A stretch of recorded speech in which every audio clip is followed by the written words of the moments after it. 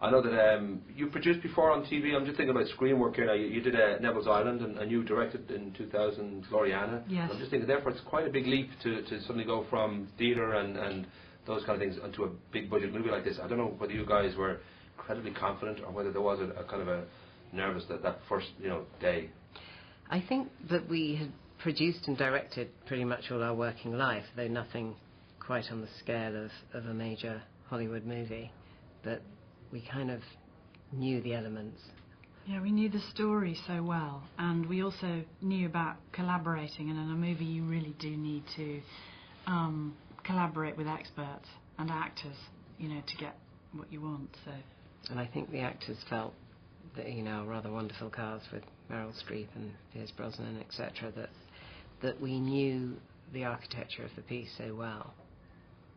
Well, that idea to 10 years ago when you were with Catherine Johnson and you're putting together the stage musical, I don't know whether in the back of your minds, even then, you thought it would be great someday if this was a movie too. Obviously, your main concern is let's get this right, and hopefully, audiences will go with this, and we'll do justice to these songs. But I don't know whether that was always a kind of a tinkling in the back of the mind that wouldn't it be great someday if we do this as a movie. Well, funny enough, going back even further, before Catherine Johnson, was when I had the idea of trying to make a story out of ABBA songs, that I first thought maybe it could be a movie, because I was working in film and television then, and I didn't mind as long as I found a story that could use those songs, really. So there was 5 minutes when it was a film idea, and then it became a stage musical, and now the movie of our dreams. And what's an inspiration? I think of Muriel's wedding. This is almost like Muriel's daughter's wedding in a way. It's like this woman has grown up, and like she's had a daughter, and now her daughter's getting married, and the ABBA thing is there, and that was a very dark film in many ways. But I don't know whether there was certain things that sparked that in you, that you kind of realised this would work, whether it was just because the songs were so strong you felt there was enough there to work with, or whether certain movies that inspired you to go this direction. I've been thinking of it before those movies, in fact, and I know that, part of Bjorn and Benny's resistance to giving me the rights to their songs was that they kind of thought, well, ABBA kind of finished in the early 80s and no one's really interested.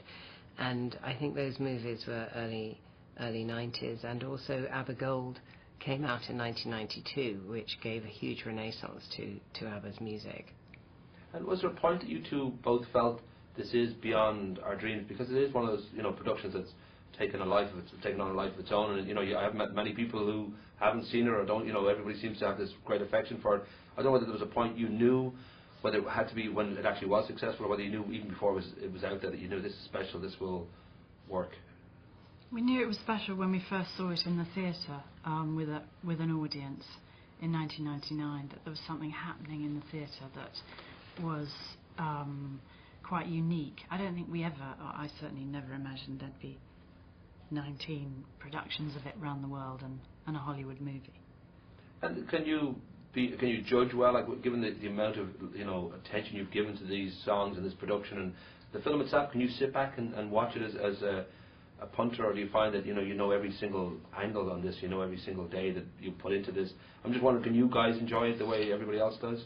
Yeah, we've only just completed and delivered the film, really, so we've only seen it all the way through ourselves, and seeing it with an audience is a particularly special experience.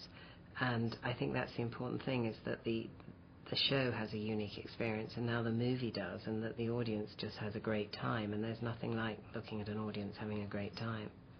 And just the very last thing would be, when it comes to obviously getting a bunch of strangers to come in and have a wonderful night is a great achievement and a great thrill, but I don't know whether Benny and Bjorn were always on your mind too, because given that these are their babies and many of the songs are very deeply personal to them about their relationships and breakups and all that, was that daunting, knowing that you would have to come to them at every stage just to see if they approved and they enjoyed it, that you were kind of living up to maybe their expectation or their standards? Or? That was always the kind of driving force for me, that I didn't want to kind of let them down. So that right at the beginning, they had the right to take their music away until we kind of got it right. So the sort of Damocles hung over my head, but I think by the time we got to making the movie, they had complete trust, and they wanted to get very involved themselves, and they have been in the soundtrack. And I'm guessing you must be as surprised as them just how successful ABBA have been again, because CBS gave up on them, let their contract slip, and Polydor took it up, and it seems to have a whole second life. I don't know whether that was something that you feel you've contributed to in many ways, or whether you feel you're just blessed that you were there with them when they didn't believe that this could ever be a reality, that they would be this popular again and these kind of things would happen. Yeah, I was there when they weren't so popular. That was a good time to be with them. She stuck by them. Stuck by them. Well done. You invested in a horse that wasn't winning and it won. Very nice. Well done, Thank ladies. you very Nice to talk to you, yeah.